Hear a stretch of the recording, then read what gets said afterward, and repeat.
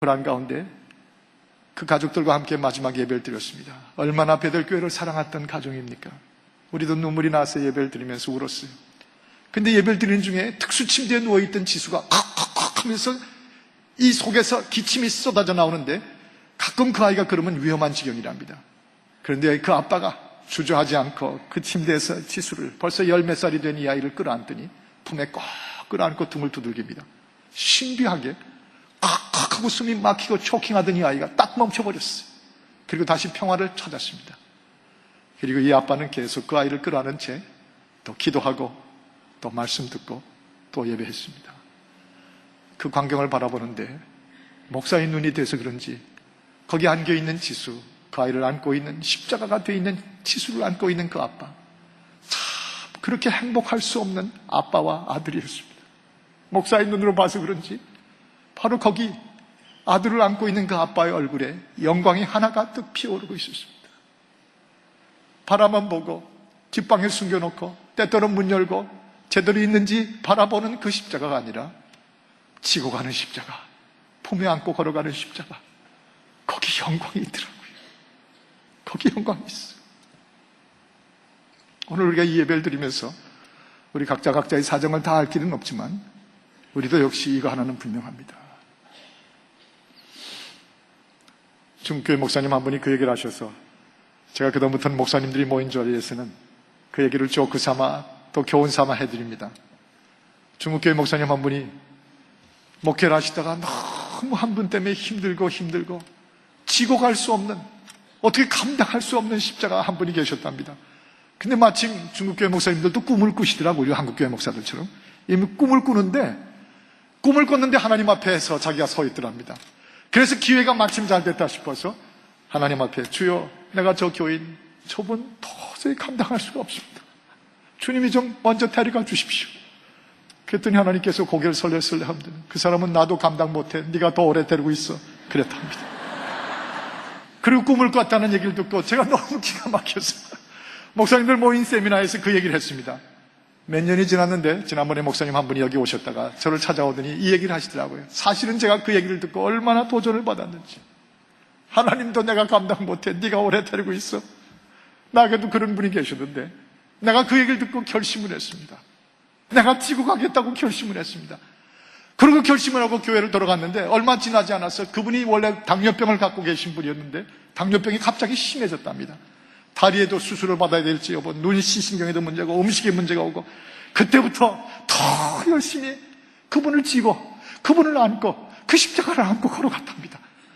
점점 지나가면서 늘 찾아가고 기도하고 음식을 같이 나누고 하는 동안에 목사님, 그 질 수 없었던 십자가가 순한 양처럼 변하셨습니다. 저만 보면 눈물을 흘리시는 순한 양처럼 변하셨습니다. 지고 가는 동안에 곱하기처럼 기적이 일어난 것입니다. 질라고 작정하고 지고 갔던 십자가가 되니까 바라볼 때는 너무 감당할 수 없었는데, 여러분 인생에도, 여러분의 가정에도, 여러분의 리빙룸에서도 같은 일들이 있으리라고 생각합니다. 지고 가기로 작정하면 그것은 결국 실패한 영광이 아니라 완성되는 영광으로 갈보리에서 나타날 것이라고 하는 것. 오늘은 한 사이드를 다루면서 디아더 사이드를 좀 다루기를 원합니다. 그것은 같은 내용일 수도 있지만 앵글이 다를 수가 있어요. 이렇게 질문할 수 있는 십자가에 대한 질문입니다. 피하는 십자가인가? 직면하는 십자가인가? 십자가란 피하는 십자가, 외면하고 안 줬으면 좋겠다고 피하는 십자가라 해야 되는가? 아니면 직면하고 지고 가는 십자가인가? 피할 것인가? 직면할 것인가? 그 문제입니다. 여러분, 우리 예수님에게 있어서 마태복음 11장 28절은 이렇게 말해줍니다. 수고하고 무거운 짐진 자들아 다 내게로 오라. 보세요, 여러분과 제가 그 속에 들어가 있습니다. 수고하고 무거운 짐, 인생의 모든 짐들이에요. 그것이 우리 주님에게는 피할 수 없는 주님의 십자가였어요. 이 땅에 오신 어린 양 예수의 십자가였습니다. 주님이 지신 십자가에 여러분과 제가 들어가 있습니다. 요한복음 1장 29절에 보면 Behold, look! 세상 죄를 지고 가는 하나님의 어린 양이로다 그랬지 않았어요? 세상 죄를 지고 가는, 그 속에 여러분과 제 주임이, 죄가 들어가 있습니다. 그것이 우리 주님에게는 십자가였습니다. 자기밖에는 안 되는 십자가였어요. 내가 져야만 되지 누구도 대신 져줄 수 없는 우리 예수님의 그분만이 피하지 않아야 되는 십자가였습니다. 그리고 그분은 그 십자가 피하지 않고 직면하셨습니다. 그것이 오늘 종료주일의 영광의 입장의 사건입니다. 왜 그렇게 결국 십자가로 끝날 것을 그 호산나의 찬양 가운데 들어가셨겠어요? 여러분, 호산나라는 말은 헬라어로 그리고로 바뀌어진 어음이 호산나입니다.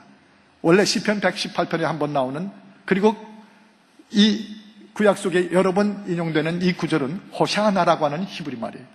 호샤나 하는 히브리 말이, 에라믹 말이 호산나라는 그리고로 바뀌었습니다. 많은 분들은 호산나, 호산나 하고 찬양하다 보니까 호산나 하면 praising, 영광송 그렇게 느끼시는데 아닙니다. 원래 호샤나라고 하는 이 아람익 언어의 뜻은 우리를 구원하소서, 나를 구원하소서라는 말이에요. 우리가 호산나 하고 외치면 날 구원하소서, 오직 홀로만 날 구원하실 수 있는 주여 날 구원하소서.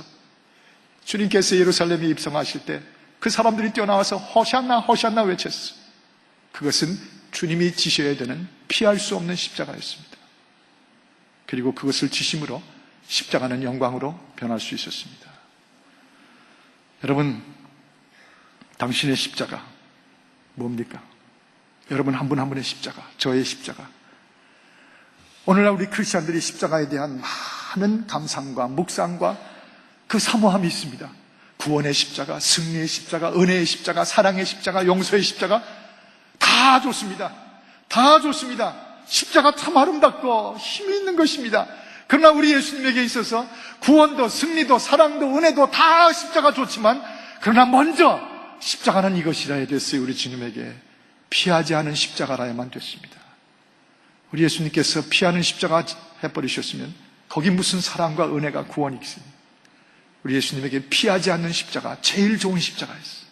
제일 여러분께 저에게 좋은 십자가는 우리 예수님이 피해주지 않으신 십자가입니다. 그래서 그 십자가는 은혜와 용서와 사랑이잖아요. 여러분과 저에게도 피하지 않아야 될 십자가들이 있습니다. 제가 참 존경하는 목사님 한 분이 무슨 강의를 하시다가 뜻밖의 이런 얘기를 하셨어요. 여러분, 전 경상도 사투리가 강하신 분인데, 여러분, 세상에 이혼을 생각 안 해본 남자가 어디 있겠습니까? 깜짝 놀랐어요. 고단말 때문에. 저도 마찬가지입니다. 저는 그분이 절대 그런 분인 줄 몰랐거든요. 세상에 이혼을 안 생각해 본 남자가 어디 있겠습니까? 저도 마찬가지입니다. 그래서 제가 그때 깨달았어요. 그런 생각 안 해본 사람은 나 말고는 하나도 없구나. 여러분이 받으시든지 안 받으시든지. 여러분이야 사람에게는 잠재의식이라는 것이 있습니다. 잠재욕구. 우리 속에 깊은 잠재적 욕구들이 있습니다. 그것이 어떤 것인 줄 우리가 알지 않습니까? 다 던져버리고 싶은 거예요. 지금이라는 현실, 지금 아직도 결정 못하고 있는 내 앞에 십자가 다 던져버리고 싶은 거예요. 피하고 싶은 거예요.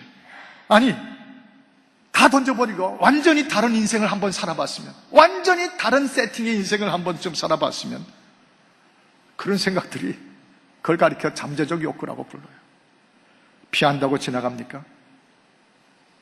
어차피 여러분과 제 앞에 지도록 주셨는데 직면하는 거죠. 직면하는 거죠. 2주일 전에 우리가 교회 성장 실험교실을 할 때 3박 4일 동안 목사님들과 함께 뒹굴었습니다. 많은 강의를 하고 아직도 제 목소리가 이렇게 갈라져 있습니다. 마지막 월요일 날 아침에 그분들이 돌아가기 전에 마지막 강의를 했습니다. 그리고 우리는 정말 성령 안에서 한 덩어리가 됐습니다. 그리고 그들과 함께 마지막 축복 기도를 제가 드렸어요. 이제 한 10년 전에는 참석하신 분 중에 저하고 연배가 같거나 저 위도 있었지만 요즘에 오시는 분들 보면 전부 제 후배세요. 왜 그런지 이유를 여러분이 아시겠지만, 그러니 더 제가 마음이 애틋하죠. 그래서 그분들에게 축복의 기도를 하면서 눈물이 튀어나와서 이렇게 기도했어요. 주여, 이제 이분들이 자기의 사역지로 돌아갑니다. 자신들의 양떼로 강단으로 돌아갑니다. 아마 이분들 중에 어떤 분들은 다시 또 힘을 받고 양떼로 교회로 돌아가는데 가다가 다시 뛰쳐나오고 싶은 분이 계실지 두렵습니다. 아유, 또 가야 돼. 그리고 도로 뛰쳐나오다가 혹시 마주오시는 예수님을 만날까 걱정됩니다. 그리고 자기를 향해서 오시는, 나는 피해서 가는데 마주오시는 예수님을 보고 우리도 베드로처럼